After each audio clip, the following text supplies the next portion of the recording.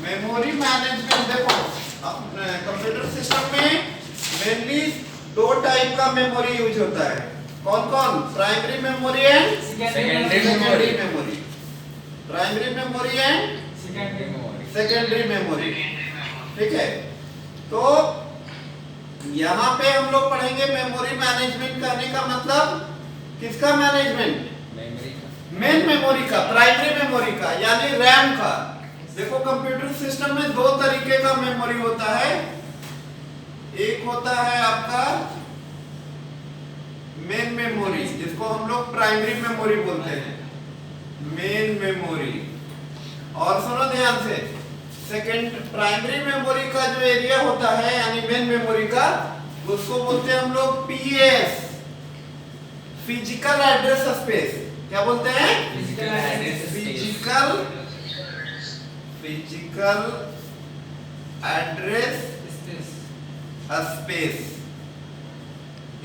Address space. और जो secondary memory का एरिया होता है, सेकेंडरी मेमोरी, इधर देखो है सेकेंडरी मेमोरी, विजिबल है ना? Yes sir.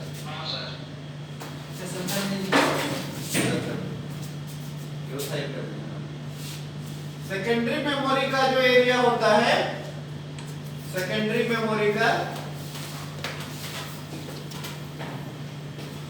सेकेंडरी मेमोरी का उसको बोलते हैं हम लोग LAS। क्या बोलते हैं? LAS यानी logical address space. Logical address space. तो जब किसी प्रोग्राम का एग्जीक्यूशन होता है, आप लोग को क्या बताए थे कि program under execution is called process. जब किसी प्रोग्राम का एग्जीक्यूशन होता है तो प्रोग्राम को लाया जाता है लॉजिकल एड्रेस स्पेस से। कहां पे? फिजिकल एड्रेस स्पेस पे। इस प्रोसेस को हम लोग क्या बोलते हैं? लोडिंग। इस प्रोसेस को क्या बोलते हैं? लोडिंग। मतलब प्रोग्राम का जो एक्चुअल एग्जीक्यूशन होता है वो किधर होता है? LAS में। कहां होता है? सॉरी, PAS पे होता है, फिजिकल एड्रेस स्पेस पे। कहां पे होता है? फिजिकल एड्रेस स्पेस पे। तो जब किसी प्रोग्राम का एग्जीक्यूशन होता है तो प्रोग्राम को लाया जाता है LAS से। कहां पे? मेन मेमोरी में। तो इस मेन मेमोरी का कैसे बेटर मैनेजमेंट होगा, ये काम किसका होता है? ऑपरेटिंग सिस्टम का। मेमोरी देखो मेमोरी मैनेजमेंट करने का मतलब प्राइमरी मेमोरी का मैनेजमेंट यानी रैम का मैनेजमेंट। इसके लिए operating system different type of technique क्या करता है? अप्लाई करता है। Different type of technique apply करता है। उसको मेमोरी मैनेजमेंट टेक्निक कभी बताएंगे कौन कौन सा टेक्निक होता है। तो मेमोरी मैनेजमेंट कंपोनेंट का काम होता है space allocation and D allocation. जब जैसे ही कोई प्रोसेस क्रिएट होता है तो उसको क्या चाहिए? स्पेस चाहिए। ठीक है, जिस स्पेस पे वो क्या कर सके? मेन मेमोरी में रन कर सके। और जैसे ही कोई प्रोसेस टर्मिनेट होता है यानी प्रोसेस का जब फाइनल एग्जीक्यूशन हो जाएगा तो फिर उस स्पेस को क्या करना? डी एलोकेट करना। तो space allocation and D allocation memory management module का मेन गोल क्या होता है? मेन ऑब्जेक्टिव क्या होता है? Space allocation and D allocation for the process. Process के लिए स्पेस का एलोकेशन करना और डी एलोकेशन करना। ये किस कंपोनेंट का काम होगा? मेमोरी मैनेजमेंट कंपोनेंट का काम होगा। लोडिंग समझ गए? अब लोडिंग का रोल कौन प्ले करता है? लोडर। कौन करता है? लोडर। आप लोग सी लैंग्वेज पढ़े होंगे तो ये सब पढ़े होंगे उसमें, या फिर इसमें आगे पढ़ेंगे हम लोग। Linker, loader. ठीक है? Yes sir. लिंकर का काम होता है, मान लिए कोई प्रोग्राम बनाते हो तो उसमें एक होता है सोर्स कोड और एक होता है ऑब्जेक्ट कोड जिसको बोलते हो मशीन कोड। उसके अलावा प्रोग्राम में डिफरेंट फंक्शन आप यूज करते हो।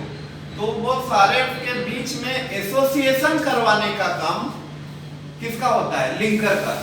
किसका होता है? लिंकिंग करता है। ठीक है, तो मेमोरी मैनेजमेंट ये डायग्राम बना लिया आप लोग? Yes sir. क्लस्टर लेगा तो लोडिंग समझ गए ना? Yes, कि sir. जब किसी प्रोसेस का एग्जीक्यूशन होता है, यानी जब किसी प्रोग्राम का एग्जीक्यूशन होता है, तो प्रोग्राम को लॉजिकल एड्रेस स्पेस से लाया जाता है कहां पे? फिजिकल एड्रेस स्पेस पे। एलएएस से लाया जाता है कहां पे? पीएस में, फिजिकल एड्रेस। तो यहाँ पे मेमोरी मैनेजमेंट कंपोनेंट का काम क्या होता है? इसका बेटर मैनेजमेंट करना। किसका? मेन मेमोरी का। इसके लिए different type of memory management technique हम लोग क्या करते हैं? यूज करते हैं। ठीक है, जैसे आप लोग को बताया था ना कि रेडी स्टेट में प्रोसेस क्या करता है? वेट करता है। रेडी स्टेट जो होता है किसका एरिया होता है? किस मेमोरी का? आप बताइए। रैम का। कैसे तुम बोल रहे हो? आपको बताए थे सारा उसमें। Ready state main memory, wait और ब्लॉक स्टेट मेन मेमोरी। आपका दो स्टेट और बताए थे, एक ब्लॉक सस्पेंडेड और एक ready suspended. Block suspended and ready suspended. तो वो एरिया होता है आपका सेकेंडरी मेमोरी का, जिसको हम लोग बोलते हैं वर्चुअल मेमोरी। क्या बोलते हैं? Virtual memory. ये डायग्राम मिटाते हैं।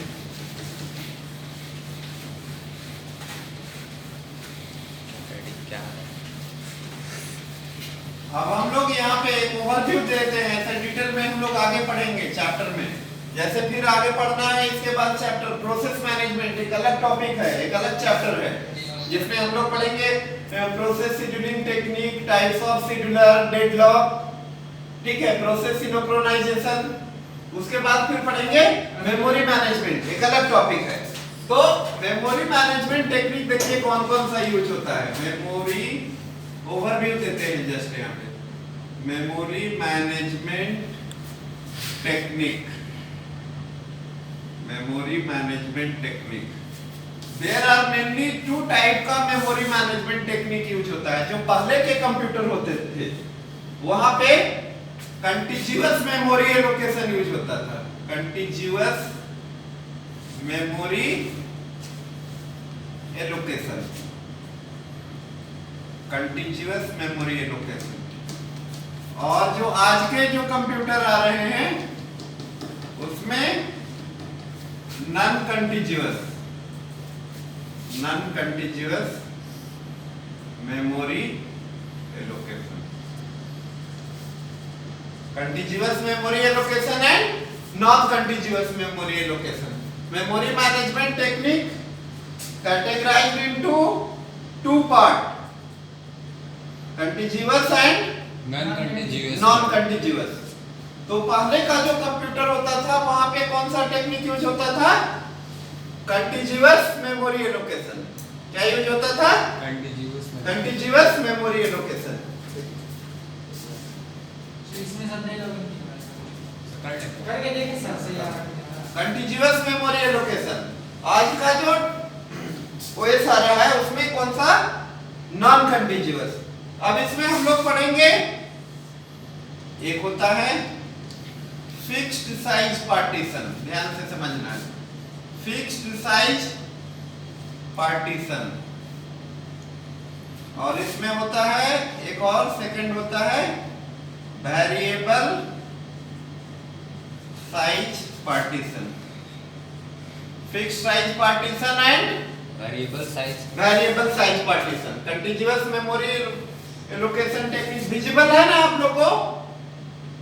Yes sir. ठीक है, fixed size partition and variable size partition. और नॉन कंटीन्यूअस में पढ़ेंगे हम लोग paging and segmentation. Paging and segmentation. ठीक है, राइट ऑन।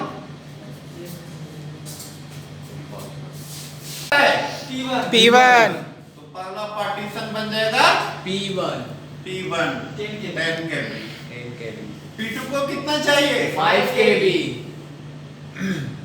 P2 5 KB। 15 ठीक है, तो यहाँ पे किसी तरीके का इंटरनल फ्रेगमेंटेशन हो रहा है क्या? No sir.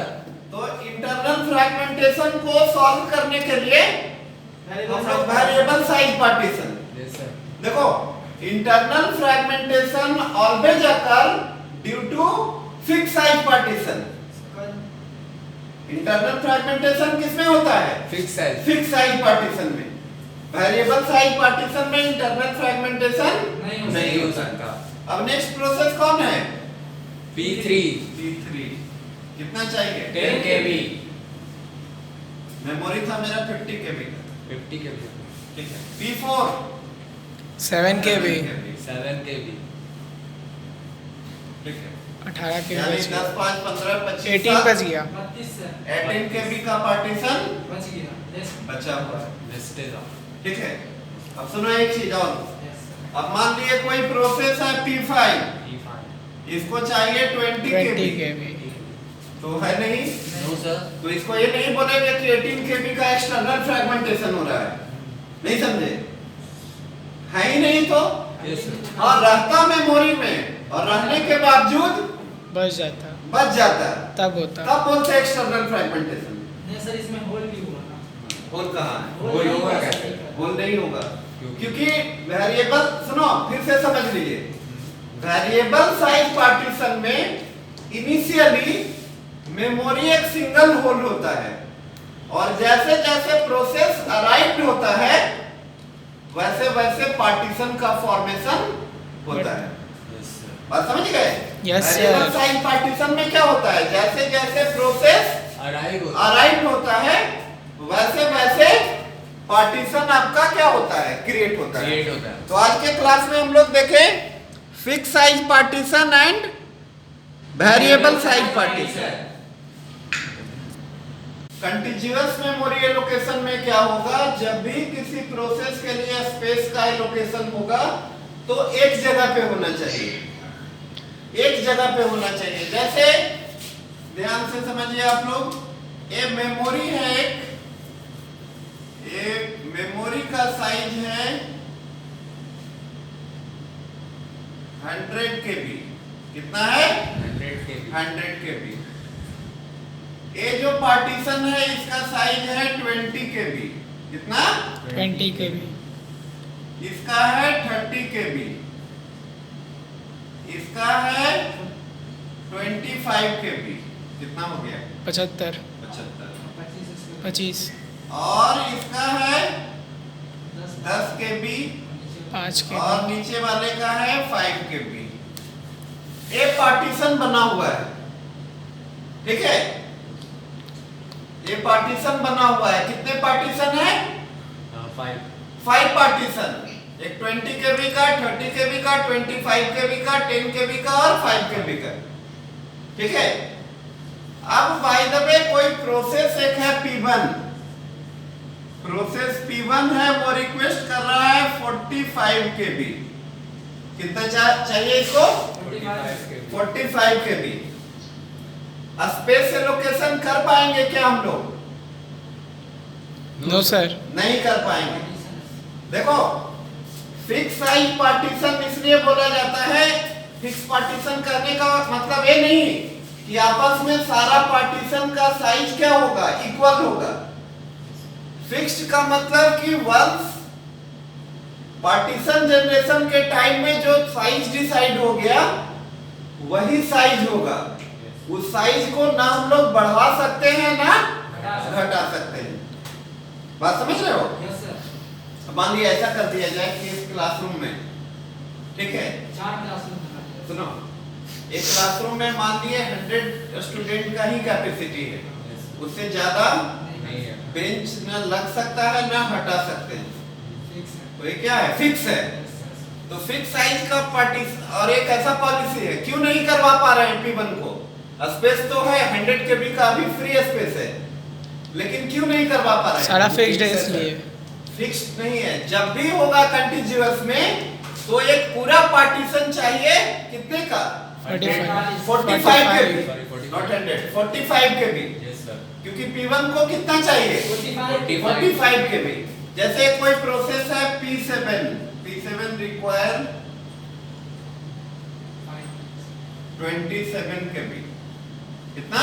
27 के भी। तो 27 का हो जाएगा सर। ये हो जाएगा 27, ठीक है। तो यहाँ पे अब देखो, तो बोलोगे ऑपरेटिंग सिस्टम कैसे मैनेज करता है? ऑपरेटिंग सिस्टम कैसे, एक यहाँ पे प्रॉब्लम होता है, मेमोरी का वेस्टेज होता है, उसको हम लोग बोलते हैं फ्रैगमेंटेशन। ध्यान से समझिए, फ्रैगमेंटेशन समझा रहे हैं आप लोग को। फ्रैगमेंटेशन दो तरीके का होता है। एक होता है इंटरनल फ्रैगमेंटेशन, इंटरनल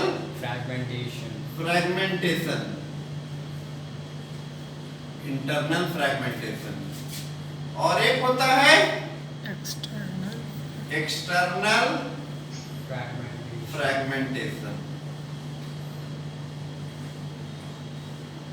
तो पहले समझाएंगे आपको इंटरनल फ्रैगमेंटेशन। इंटरनल फ्रैगमेंटेशन बोलते हैं हम लोग क्या, कि जैसे ए पार्टीशन है, ठीक है, कितने का? 30 KB का, और यहाँ पे प्रोसेस को कितना चाहिए? 27 KB। तो 30 माइनस 27 कितना हुआ? 3 KB का स्पेस जो होगा वो क्या होगा? वेस्टेज होगा। 3 KB के स्पेस का क्या होगा? वेस्टेज होगा। सर अगर कोई 3 KB का फाइल रखे क्या फ्रैगमेंटेशन का मतलब हुआ? Wastage of memory space. इसमें अभी बताया आपको इंटरनल फ्रैगमेंटेशन। इंटरनल फ्रैगमेंटेशन में क्या होगा कि पार्टीशन का साइज कितना है? 30 KB। P7 को कितना चाहिए? 27 KB। तो बाकी का जो लेफ्ट ओवर स्पेस होगा, मतलब कोई पूछेगा इसमें कितने KB का इंटरनल फ्रैगमेंट, एग्जाम में आता है क्वेश्चन, ठीक है, दिया हुआ रहेगा कितना इंटरनल फ्रैगमेंटेशन हो रहा है। तो कितने KB का हो रहा है? 3 KB का। प्रोसेस P7 को कितना चाहिए? 27 KB।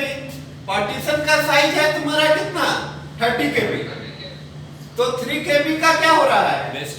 वेस्टेज हो रहा है। 3 KB का क्या हो रहा है? इसको बोलते हैं हम लोग internal fragmentation. Left over space within partition is called internal fragmentation. अब होता क्या है एक्सटर्नल फ्रैगमेंटेशन? जैसे यहाँ पे तो P7 एलोकेट किए हुए हैं इस पार्टीशन में। कौन है? P7। हमारा ABC पार्टीशन है, ध्यान दीजिए, ABC पार्टीशन है, फ्री पार्टीशन है, फ्री पार्टीशन है, फ्री पार्टीशन है, फ्री पार्टीशन। अब एक प्रोसेस है P1, उसको कितना चाहिए? 45 KB। स्पेस कितना बच रहा है आपके पास? 5, 10, 15, 40, 60 KB। बट आपका 40 KB स्पेस नहीं एलोकेट कर पाएंगे ड्यू टू कंटीन्यूअस पॉलिसी। क्यों नहीं कर पाएंगे? जब भी चाहिए तो इकट्ठे एक वैसा पार्टीशन होना चाहिए जो कि कितने KB का हो? 45 KB का। कितने का हो? 45। अब मान लीजिए कोई प्रोसेस है T3, इसको चाहिए 15 KB। हो जाएगा? अरे ये होगा नहीं। T3, ठीक है, P3 आ जाएगा। 20 KB का पार्टीशन है, कितना चाहिए? 15 KB। 5 KB, ठीक है। एक हो गया, P7 को मिल गया, P3 को मिल गया। एक प्रोसेस है P4, इसको चाहिए 20 KB, इसको भी मिल जाएगा। कौन सा था? P4, ठीक है। एक है प्रोसेस P8, इसको चाहिए 6 KB स्पेस, इसको भी मिल जाएगा। मिल गया ना? अब इसमें सारे पार्टीशन में तुम्हारा कुछ ना कुछ वेस्टेज ऑफ स्पेस हो रहा है, मेमोरी स्पेस, ठीक है। बता सकते हैं आप लोग? पार्टीशन नंबर 1 मतलब टॉप वाला पार्टीशन है, उसमें कितने KB का इंटरनल फ्रैगमेंटेशन हो रहा है? क्यों? क्योंकि पार्टीशन का साइज कितना है? 20 KB 20 KB। प्रोसेस को कितना चाहिए? P3 को 15 15 KB। क्या चाहिए? 15 kb 15 KB। तो वो ये नीचे वाले में कितना हो रहा है? P4 वाले में 25 5 KB। अब मान लिए, सुनो, एक प्रोसेस है P9, इसको चाहिए 5 KB। कितना चाहिए? 5 KB। P9 आ जाएगा। यहाँ पे 0 KB का क्या होगा? फ्रैगमेंटेशन होगा। 0 KB का इंटरनल फ्रैगमेंटेशन होगा, क्योंकि पार्टीशन का साइज और प्रोसेस को जो स्पेस चाहिए, दोनों साइज क्या है? इक्वल है। तो आप लोग समझ गए इंटरनल फ्रैगमेंटेशन क्या होता है, एक्सटर्नल फ्रैगमेंटेशन क्या होता है? यस सर ठीक है।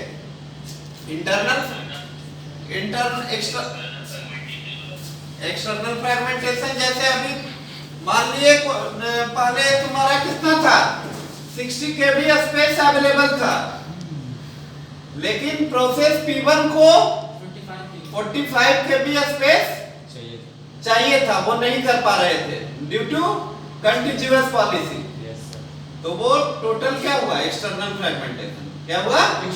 External fragmentation. ठीक है। अब बोलोगे एक फ्रैगमेंटेशन को, एक्सटर्नल फ्रैगमेंटेशन को कैसे हम लोग सॉल्व करेंगे? जैसे अभी के टाइम में P1 को उतना नहीं चाहिए, P1 को चाहिए 10 KB स्पेस। कितना? 10 KB स्पेस। स्पेस है क्या सिस्टम में? No sir. नहीं कहते हैं।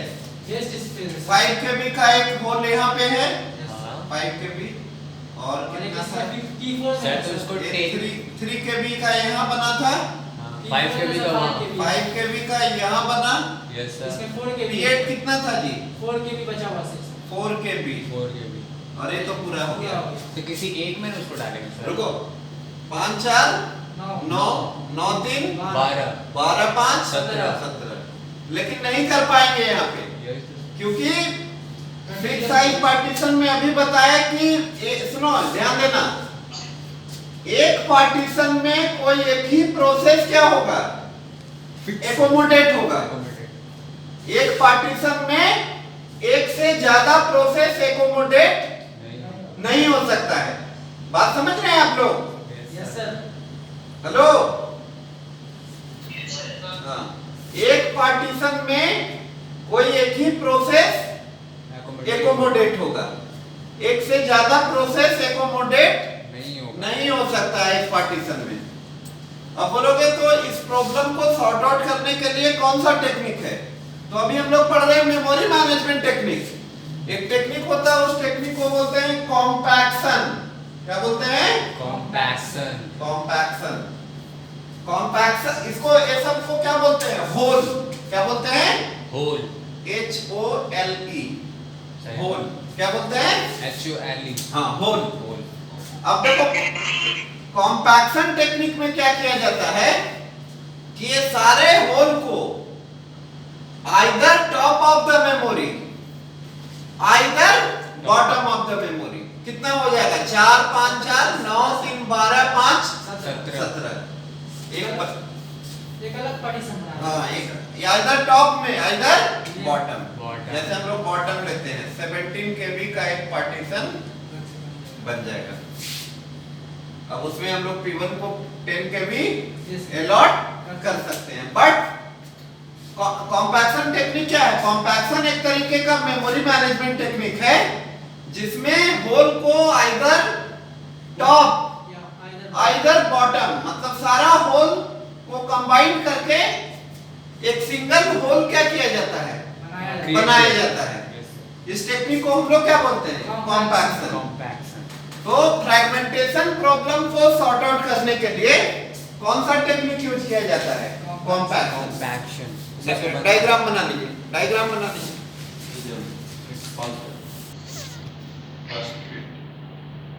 एक होता है बेस्ट फिट,